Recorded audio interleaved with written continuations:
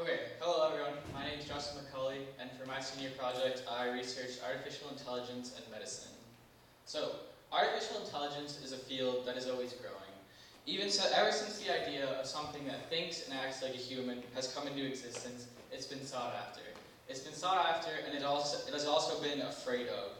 Science fiction has always played with people's fears in robots taking over the world. So, you don't really need to be afraid of that right now. We're not really at that point. Artificial intelligence is something that can help us right now. It's already helping us in many fields, including finance, heavy industry, toys, transportation, and music.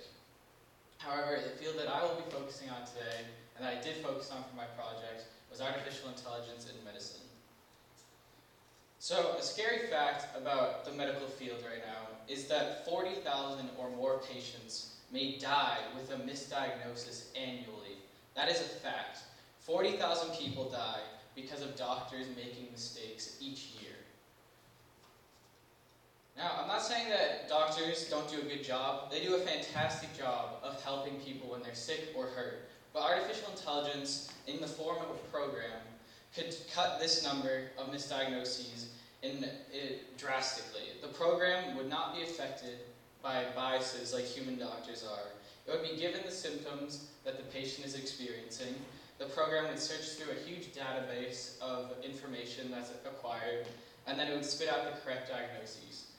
Doctors could use this to help them to diagnose patients with sicknesses that they haven't seen before, or that they don't know about, they're not sure, and then they can also use it to proofread diagnoses that they've already put onto the patient. It would cut the number of misdiagnoses by 30 to 35% just by using this technique. So, with all this innovation and advancement in the medical field occurring, I decided to try and help. How did I decide to try and help, you might ask? I decided to make a tic-tac-toe game. Now, you might not see the connections between artificial intelligence in medicine and a tic-tac-toe game, but AI need programs to run. So I decided to teach myself how to program in a programming language called Python. And then in that programming language, I would program a tic-tac-toe game. Now, this game wasn't as easy as it sounds, even though tic-tac-toe is a relatively simple game. And teaching myself how to program was not the easiest thing ever either.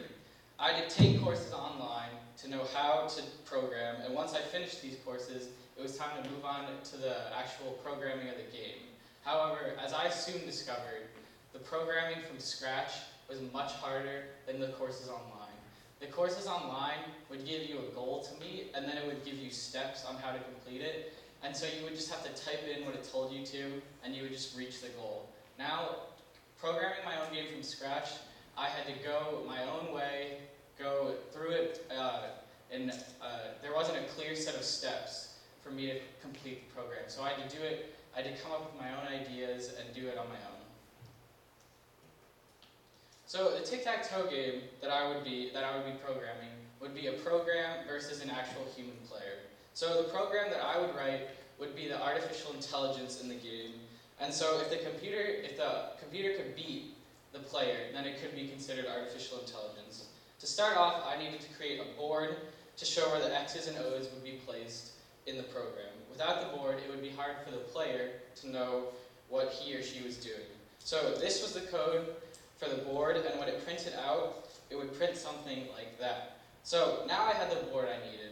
After this, I needed a way for the computer and player to input a letter into the 9 spaces on the board to make a move.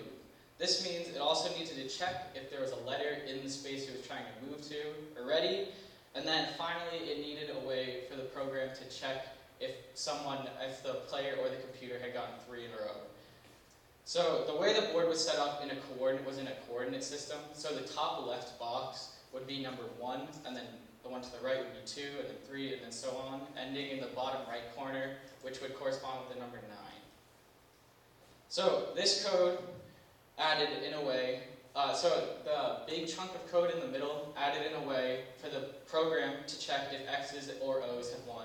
The computer was X, and the player was O. So it also added in a way for the player and the computer to make a move, and to check to make sure that the space it was trying to move to wasn't already full, that it was free. So the last piece we needed before we could put this all, so these are all functions that are defined, and we need to call them in an actual main game program. So before we could do that, we needed two more things: the computer generator for the move, and then a way for the player to input a move to make on the board. So that's what these two functions are for. The top one is the computer move. So what it does is that it generates a random number from 1 to 9, and it takes that number, checks to see if that space on the board corresponding with the number is free, if it's an X, an O, or an empty space. If it's an empty space, it puts an X in that spot. If it's not an empty space, it keeps on generating numbers until it finds an empty space.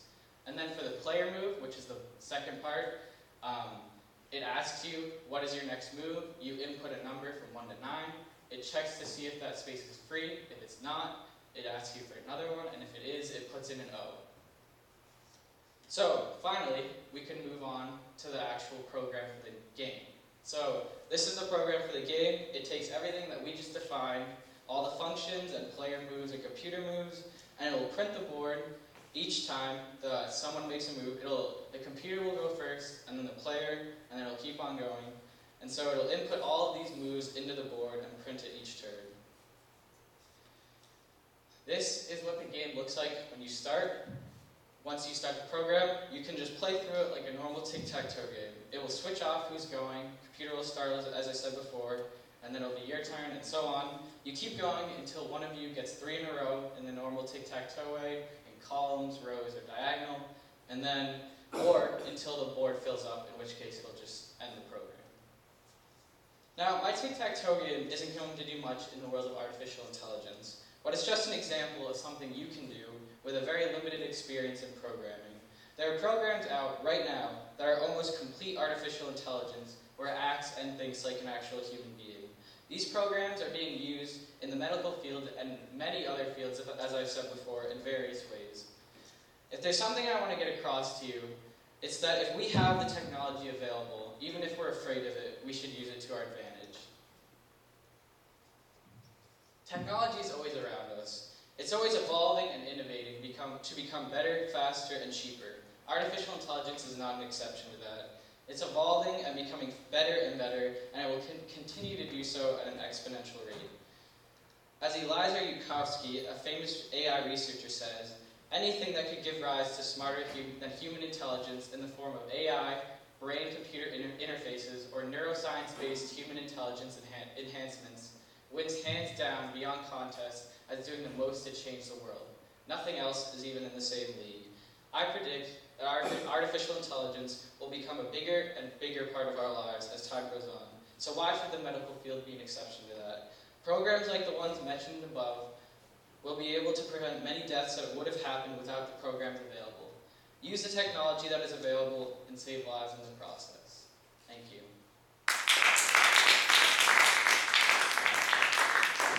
Any questions?